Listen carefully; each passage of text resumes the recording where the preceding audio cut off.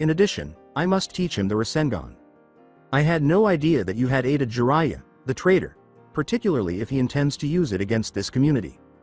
He is still Naruto Uzumaki, but you took advantage of the fact that this village drove him away, so I have to comply with the fort's wishes. If that's the case, you could teach him that jutsu. But keep in mind that I have eyes everywhere, no matter how far you go. Don't worry, I'll let you have him back after I'm finished, but you won't be able to undo the seal in return. He has to figure it out on his own. It won't take him long, Kukuku, he is incredibly intelligent. You are aware that after I complete this, I will have complied with the Yondaime's request and will eventually pursue you. You'll be expected, Kukuku. Chidori. The ground was covered in pieces of rock. Sasuke was seen on his knees, breathing heavily, after the debris had been removed.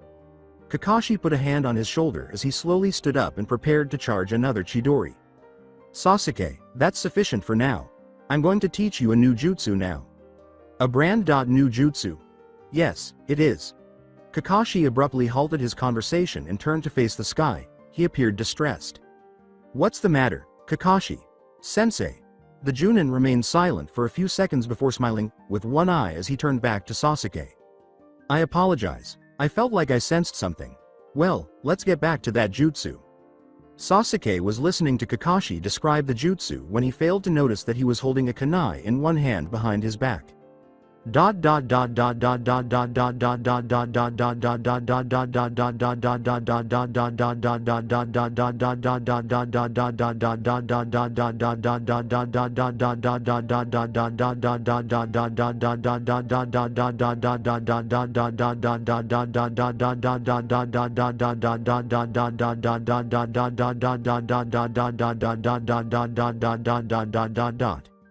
Naruto began to stir slowly.